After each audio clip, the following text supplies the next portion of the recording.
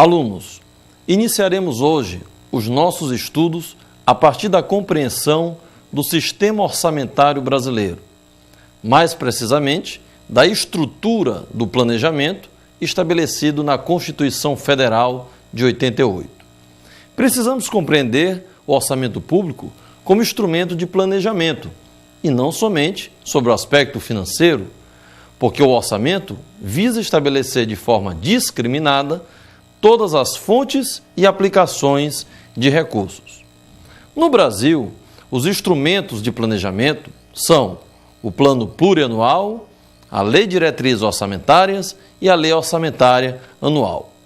O PPA é doutrinariamente conhecido como Planejamento Estratégico de Médio Prazo da Administração Pública Brasileira, que contém os projetos e as atividades que o governo pretende realizar, ordenando suas ações e visando a consecução de objetivos e metas a serem atingidas durante 4 anos.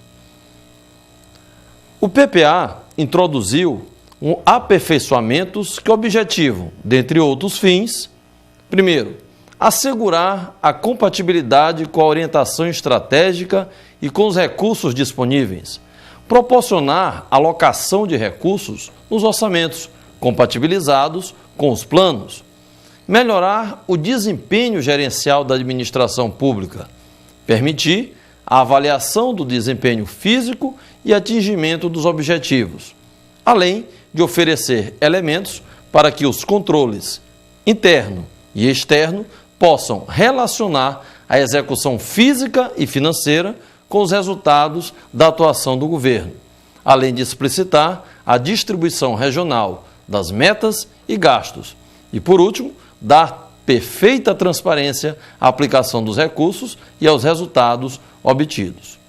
A Lei de Diretrizes Orçamentárias estabelece, entre os programas incluídos no PPA, quais terão prioridade na programação e execução do orçamento subsequente.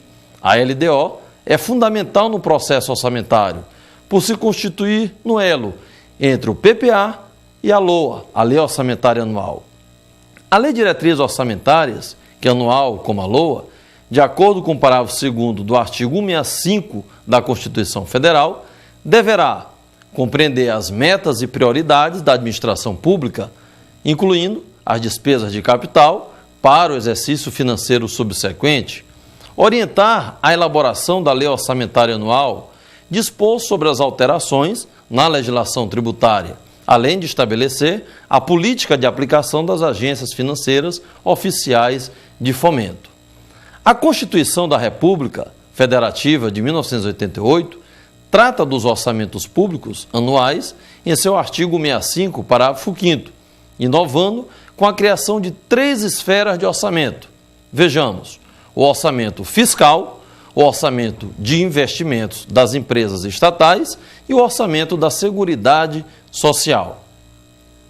Os princípios orçamentários que norteiam a administração pública são 8, onde trataremos o da unidade, onde o orçamento deve ser uno, ou seja, as 3 esferas do orçamento, o fiscal, investimento e das estatais, da Seguridade Social, farão parte da Lei Orçamentária Anual.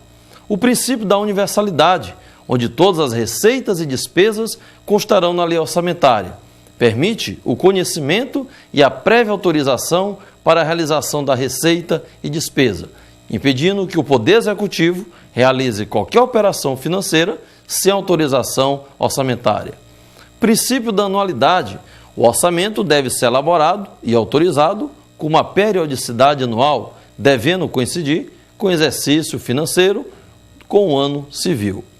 Além do princípio do equilíbrio, este consta que o montante das despesas fixadas não pode ser superior ao da receita prevista, além de ser uma utilização de mecanismos para limitação e controle das despesas. Princípio da exclusividade, onde a lei orçamentária não poderá conter dispositivo estranho à previsão da receita e à fixação da despesa. E o princípio da programação, onde você tem a vinculação necessária à ação governamental planejada. E o princípio da legalidade, onde há a subordinação da administração pública às prescrições legais orçamentárias. E o princípio do orçamento bruto, onde as parcelas das receitas e das despesas devem ser incluídas no orçamento pelos seus totais, sem quaisquer deduções.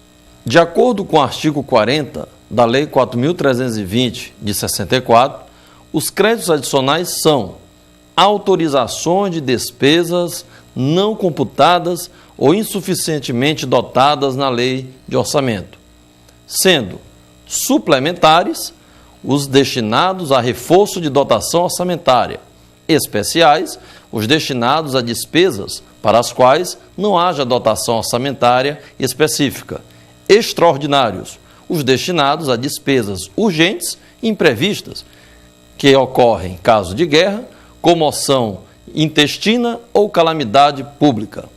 Resumindo, na aula de hoje, nós falamos sobre a estrutura do orçamento em nosso país. Também enfatizamos os princípios orçamentários. Ficamos por aqui e até a próxima aula, onde trataremos das classificações das receitas e despesas públicas. Até lá!